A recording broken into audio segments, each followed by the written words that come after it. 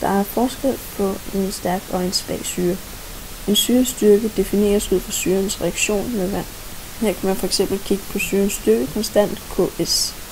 Den beregnes ved at sige koncentrationen af basen gange koncentrationen af H3O+, delt med koncentrationen af syren. Man opdeler syre i stærke, middelstærke, svage, meget svage og yderst svage. Har en syre en meget lille styrkekonstant Ks-værdi, reagerer den næsten ikke med vand. Modsat har en stærk syre altså en stor Ks-værdi og reagerer næsten fuldstændigt med vand. Hernede ses et skema, hvor de korresponderende syre-baser står over for hinanden. Ja. Når en syre afgiver en hydron, altså en H+, danner den en forbindelse, som kan acceptere en hydron, altså syrens korresponderende base. To korresponderende syre-basepar udgør en syre-base-reaktion. Jeg har lavet nogle eksempler heroppe. For lige at pæsle det ud, har jeg bare skrevet S for syre og B for base. Etterne hører sammen, og toerne hører sammen. Altså syre 1 plus base 2 bliver til base 1 plus syre 2. S1 korresponderende base er altså B1, og B2's korresponderende syre er altså S2.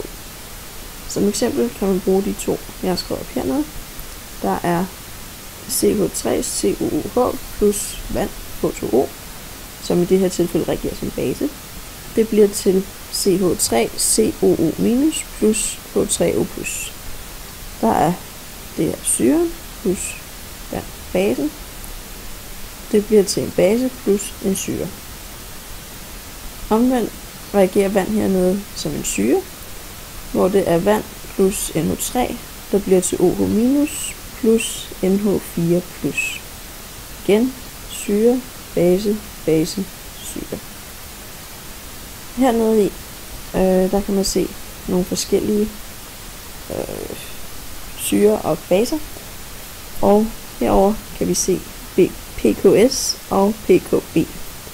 Det er styrkeeksponenterne. Styrkeeksponenter bliver defineret som minus titrslogaritmen til talværdien af styrkekonstanten Ks, som jeg snakkede om lige før, eller KB, hvis det er en base, der skal tale om.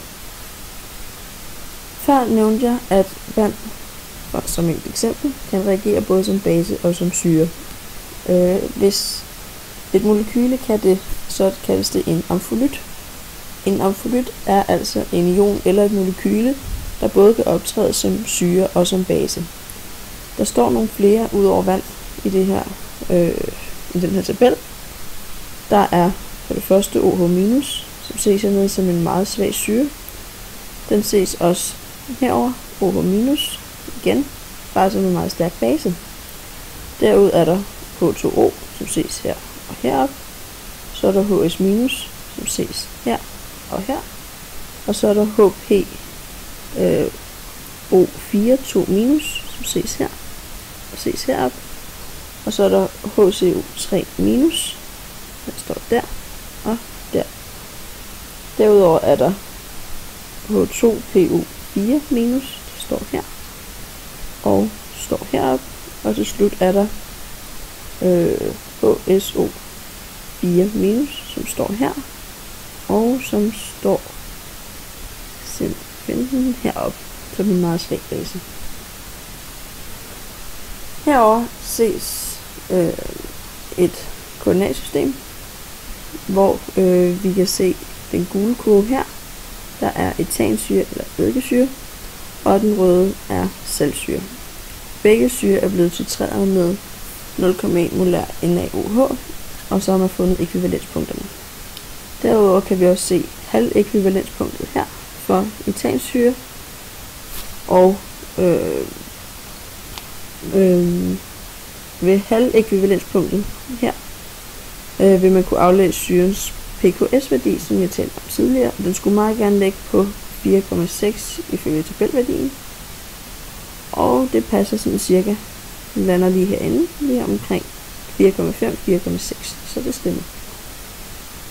Derudover lyder der et spørgsmål på, hvorfor er etansyrens omslagspunkt en højere pH-værdi end saltsyrens. Det kan vi se. Det er fordi koncentrationen af H3O+ er mindre for den svage syre, som jo altså er den gule butansyren, og dermed er pH-værdien også højere. Så vi kan se herude, som ligger lige omkring en 8,5, hvorimod den for den røde kulsaltsyren ligger lige omkring en 6,5.